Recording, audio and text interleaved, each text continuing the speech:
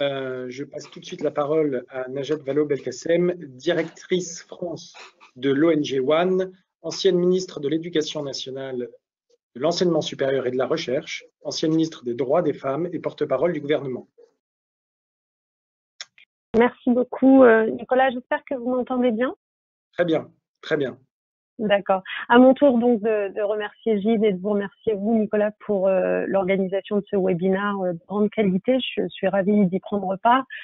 Le sujet dont on traite est un sujet qui me préoccupe tout particulièrement. Donc, comme vous l'avez dit, j'ai rejoint la direction d'une ONG qui s'appelle One, qui s'occupe depuis de nombreuses années de lutter contre l'extrême pauvreté et les maladies évitables dans le monde. Pour un contexte rapide, extrême pauvreté, on parle des pays dans lesquels plus de la moitié de la population vit avec moins d'1,70 € par jour. Essentiellement en Afrique subsaharienne donc, et puis lutter contre les maladies évitables, eh bien on parle de ces maladies qu'on pensait effacées de la planète, mais qui en réalité continuent à avoir cours là où les traitements ou les vaccins n'arrivent pas suffisamment, c'est-à-dire la rougeole, la tuberculose, la malaria, le sida, etc.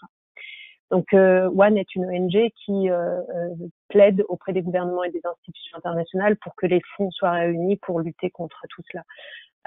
Et comme nous avons cette expertise, nous savons trop bien que malheureusement les ravages des pandémies sont particulièrement forts sur les populations les plus démunies. Et nous savons trop bien que, y compris quand on trouve un traitement pour une maladie, en moyenne, il faut compter au moins 7 ans avant que ce traitement arrive dans les pays les plus pauvres du monde.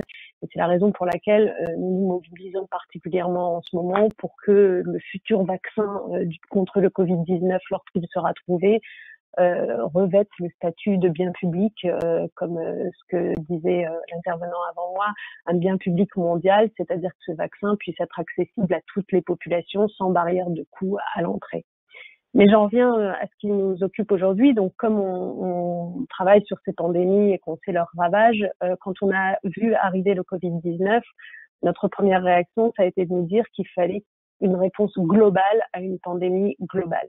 Et ce qui nous inquiète tout particulièrement quand on regarde les pays les plus pauvres, c'est naturellement les effets de la pandémie elle-même.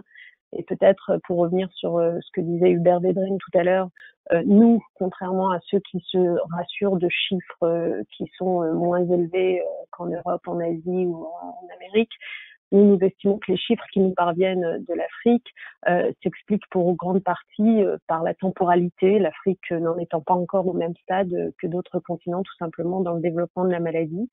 De la même façon, c'est vrai qu'il y a cet argument de la jeunesse, de la population, mais en même temps, il est largement contrebalancé par les comorbidités, la présence d'autres pandémies qui rendent plus vulnérables au Covid-19. C'est vrai qu'il y a une faible densité de population dans un certain nombre des pays d'Afrique dont nous parlons, mais en même temps, il y a aussi une complexité réelle de respecter des gestes barrières, des gestes de santé quand on n'a pas accès à l'eau, par exemple. Donc voilà, donc il y a quand même de réelles raisons de s'inquiéter des effets de la pandémie elle-même sur ces pays les plus pauvres. Mais il y a aussi des raisons de s'inquiéter des effets économiques qui risquent peut-être d'être encore plus drastiques sur les populations dont nous parlons, qui sont des populations pour l'essentiel sans protection sociale et qui sont confrontées aujourd'hui, cela nous remonte de toutes parts, à un arrêt de la rentrée de revenus, que ce soit les revenus du travail, que ce soit les revenus du tourisme, que ce soit ce que M. Pedini évoquait tout à l'heure, les revenus des transferts d'argent familiaux qui leur venaient du Nord et dont on a vu récemment qu'ils avaient baissé terriblement. Donc, une population confrontée à cet arrêt de la rentrée d'un certain nombre de revenus et en même temps à une hausse de ces dépenses liées à la pénurie et donc au renchérissement d'un certain nombre de biens alimentaires ou de produits médicaux dont il ne faut pas oublier que ces pays sont importateurs dans un contexte où beaucoup de pays dans le monde ont mis des barrières à l'exportation de ces biens alimentaires ou de ces produits médicaux. Pour vous donner un exemple, regardez le Vietnam ou le Kazakhstan, qui sont des grands importateurs de riz ou de blé, qui ont mis des barrières à des grands exportateurs, qui ont mis des barrières à leur exportation. Par définition, ces produits de première nécessité vont souffrir d'un manque d'accès et rendre la situation très complexe, notamment pour ces populations d'Afrique subsaharienne. Je rappelle souvent dans le plaidoyer que nous faisons que l'Afrique subsaharienne importe chaque année pour près de 35 milliards de produits alimentaires et qu'elle dépend des exportations pour près de 90% de ces produits médicaux. Donc la situation est quand même assez critique s'agissant de l'économie. Et vous connaissez comme moi le chiffre qui a été rendu public par le Programme alimentaire mondial la semaine dernière. La vérité, c'est qu'aujourd'hui, on s'attend à ce que le nombre de personnes au bord de la famine double en 2020 et atteigne les 250 millions de personnes. Enfin, ce qui nous inquiète, c'est le troisième point, c'est combien les pays dont on parle sont démunis pour faire face à cette situation. Démunis pour renforcer leur système de soins, pour aider leur population, leurs entreprises, comme nous le faisons ici. Et c'est là que nous en arrivons à notre sujet. Oui, le poids de la dette empêche certains pays de consacrer les liquidités qu'il faudrait à gérer cette crise. Des pays comme le Mozambique, le Congo, le Soudan sont déjà totalement surendettés et ce sont les pays les moins préparés à faire face au Covid-19 au vu de l'état de leur système de santé.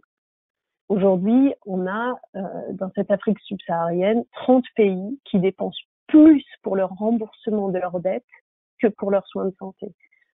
Et pour un ordre d'idée, le Ghana consacre 11 fois son budget santé au remboursement de sa dette. L'Angola ou la République du Congo, 6 fois son budget de santé au remboursement de sa dette. Donc, vous voyez bien que cet argent, il serait tellement plus précieux s'il était en ce moment infusé dans les systèmes de santé, qui, j'ai pas besoin de le dire, manquent évidemment cruellement de ressources. Peut-être, allez, 3 chiffres parce que je les trouve particulièrement parlants. La Zambie, c'est 1 médecin pour 10 000 habitants. La Somalie, c'est 15 000 réanimations en tout et pour tout sur le territoire. Le Mali, c'est 1 respirateur pour 1 million de personnes. Donc, on voit à peu près dans quelle proportion nous sommes. Et par ailleurs, je voudrais m'arrêter un instant sur ce point, ces systèmes de santé qui sont très fragiles sont aussi déjà engorgés par le traitement d'autres maladies dont il ne faudrait surtout pas se détourner en ce moment parce que nous serions totalement concentrés sur le Covid-19. Parce que cette erreur-là a pu être commise dans le passé, se détourner d'autres maladies. Par exemple, sous Ebola, au moment de l'épidémie Ebola, on avait en effet un peu interrompu des soins routiniers contre d'autres maladies. Et c'est ainsi que en République démocratique du Congo, vous avez finalement eu 2,5 fois plus de morts de la rougeole que d'Ebola sous l'épidémie Ebola. C'est ainsi aussi que, de manière générale en Afrique de l'Ouest, à ce moment-là, parce qu'on s'était détourné des soins de santé sexuelle et reproductive, on a assisté à une hausse dramatique de la mortalité maternelle dans une des régions qui étaient déjà les plus touchées par ce phénomène. Donc il faut faire très très attention à ce que ces systèmes de santé des pays dont on parle continuent à assurer des soins routiniers, des traitements et des vaccins, tout en faisant face au Covid-19. Donc, vous voyez, si on se met d'accord sur la situation extrêmement tendue de ces pays, il faut se demander quel geste de solidarité exceptionnel on est prêt à faire pour les aider et admettre qu'il doit y avoir dans ce geste la même force que celle qu'on met dans les plans d'urgence qu'on adopte dans nos pays du Nord. Après tout, qui aurait pensé, il y a à peine 4 mois, que en France, on allait débourser 110 milliards d'euros de dépenses publiques pour soutenir notre population et nos entreprises.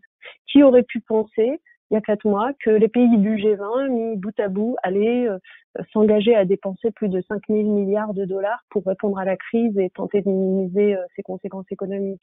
Donc vous voyez qu'il y a des gestes qui sont d'une ampleur telle, et c'est légitime, et je les soutiens, ces gestes. C'est parce qu'on a compris qu'on ne pouvait se permettre ni les effets directs de la crise en termes de mortalité, ni ses effets indirects en termes de faillite, de chômage, de récession incontrôlable. et qu'il valait bien mieux revoir toutes les règles budgétaires devant une situation aussi extraordinaire. Eh bien, notre idée, mon idée, c'est de dire la situation est extraordinaire à l'échelle du monde aussi. Donc, à l'échelle du monde non plus, nous ne pouvons pas nous permettre d'avoir des pays qui sont en train de mourir sous nos yeux parce qu'ils consacreraient leurs maigres moyens à autre chose qu'à sauver leur population. On ne peut pas se permettre d'avoir des familles qui remettraient sur la route des réfugiés des centaines de millions de personnes. On ne peut pas se permettre d'avoir des déstabilisations sociales et politiques majeures qu'il faut évidemment anticiper. Et on ne peut pas se permettre, et là ça fait appel à l'intérêt bien compris de chacun, d'avoir un Covid-19 qui serait insuffisamment combattu là-bas et qui nous reviendrait donc sous forme de réinfection dans un second, troisième ou quatrième temps. Donc dès lors qu'on est d'accord avec tout cela, il faut en effet accepter de recourir à des mécanismes très ambitieux de solidarité internationale. Et tout passer en revue, ne rien s'interdire. Donc oui, il faut de l'aide d'urgence venant des instances multilatérales, il faut des facilités, il faut des fonds comme ceux qui ont été mis en place par plusieurs banques régionales, par exemple. Il faut une aide publique au développement qui soit rehaussée de la part des gouvernements. Il faut de la création monétaire avec les DTS et le débat est en cours. Et il faut aussi évidemment un allègement des dettes. Et nous plaidons pour que ce soit même une annulation des dettes des pays les plus pauvres. Alors, là-dessus, il y a eu cette réunion et cette décision du G20, auprès duquel, nous avions fait beaucoup de plaidoyer. Donc, nous sommes évidemment contents de la première étape que cela constitue, que d'avoir eu cette décision qui suspend le remboursement de la dette des 77 pays les plus pauvres. En même temps, nous estimons que ça ne suffit pas. D'abord parce que qui dit suspension dit report en fait, et qu'un tel mécanisme de report laisse supposer que ces pays pourront rembourser leurs dettes un peu plus tard, ce qui semble peu probable quand on regarde les effets du Covid-19 à venir sur leurs économies. On parle quand même d'une récession probable de 7% pour cette partie du monde, et cela sera sans aucun doute réactualisé à la hausse. Donc nous, on aurait estimé que l'idéal aurait été bien sûr de commencer par un moratoire, et ce moratoire, mieux vaut qu'il dure 2 ans qu'1 an, car ça paraît un peu court simplement d'aller jusqu'à la fin 2020. Et deuxièmement, que durant cette période de suspension, un processus de restructuration des dettes soit lancé avec pour objectif l'annulation des dettes insoutenables pour les pays qui n'auraient pas réussi à connaître de relance d'ici les 2 ans. Voilà ce que nous plaidions. Donc la deuxième chose qu'il faudrait améliorer par rapport à la décision qui a été prise par le G20, c'est que le G20 a décidé de se concentrer sur les pays de l'Agence internationale de développement, c'est-à-dire vraiment les pays les plus pauvres du monde. Il y a donc, si on prend le continent africain, il y a 14 pays africains à revenus intermédiaires qui en sont exclus et qui auraient pourtant aussi besoin de répit. Donc nous estimons qu'il aurait fallu également les prendre en compte. Le troisième point, c'est que l'allègement de la dette dont on parle ne peut pas être le fait seulement des gouvernements, ne peut pas simplement être la dette bilatérale. On sait que ça représente un tiers des dettes, mais il y a un deuxième tiers qui relève des créanciers multilatéraux, et donc il nous faut vraiment une réponse du FMI et de la Banque mondiale. Alors, le FMI a accepté d'annuler la dette des 25 pays les plus pauvres pendant 6 mois. Qui représente une valeur d'à peu près 200 millions de dollars. Mais c'est la Banque mondiale qui détient la majorité des 12 milliards de créances dont on est en train de parler sur les pays les plus pauvres. Et donc, c'est de la Banque mondiale qu'on attend maintenant une suspension. Ça lui a été demandé. Cette demande est publiquement soutenue par la Chine, par plusieurs pays africains, mais on sait que pour l'instant, le président de la Banque mondiale est réticent. Et notamment au motif de protéger sa notation de crédit. Nous estimons qu'il faut y aller, avec bien sûr pour conséquence, si jamais c'est une suspension des paiements de la dette que la Banque mondiale a adoptée, eh bien les actionnaires de la Banque mondiale n'auraient pas à contribuer puisque la dette serait remboursée. Si elle allait en revanche vers de l'annulation, alors la banque aurait besoin des contributions des donateurs et donc des États qui en ont les moyens. Voilà pour ce qui est des créanciers multilatéraux, et c'est pourquoi nous plaidons. Et puis enfin, il y a des créanciers privés, parce que après tout, c'est à eux que les pays dont nous parlons doivent quelques 10 milliards de dollars pour la seule année 2020. Et là aussi, nous aimerions que les créanciers privés soient compris dans le processus qui est en cours. Alors, ils ont jusqu'alors déclaré qu'ils n'accepteraient pas une suspension générale, mais à situation extraordinaire, réponse extraordinaire, et rien n'interdit de penser qu'eux aussi puissent évoluer sur cette question. Et nous sommes évidemment chez One très demandeurs d'identifier certaines banques commerciales, certains détenteurs d'obligations qui seraient prêts à jouer un rôle de premier plan dans ce domaine et à lancer une impulsion dans ce domaine. Je crois que j'ai déjà un peu dépassé mon temps de parole, mais je voudrais peut-être, si je peux, Nicolas, terminer par une chose, une réponse à l'argument que j'entends le plus souvent sur ce sujet, à savoir, est-ce que... Oui, je peux ? Merci. À savoir, donc l'argument, le contre-argument que j'entends le plus souvent sur ce sujet, qui est, mais est-ce que tout ça, une annulation des dettes, est-ce que ça n'est pas une prime à la mauvaise gestion? Vous savez, l'argument de l'aléa moral en quelque sorte. Mais moi, je voudrais vraiment rappeler que, et personne ne me contredira, je pense ici, aucun pays au monde n'était préparé à une pandémie comme celle-là. Aucun pays au monde n'avait suffisamment investi. Et donc, l'incapacité à faire face au paiement du service de la dette pour les pays dont on parle, en réalité, n'a rien à voir avec une mauvaise gestion économique. Ces pays sont confrontés, comme nous, à un choc externe, transitoire, qui est dramatique. Face à un tel choc, je pense que même les économistes les plus classiques s'accorderaient pour dire qu'il s'agit là de circonstances qui méritent une aide financière inconditionnelle et substantielle.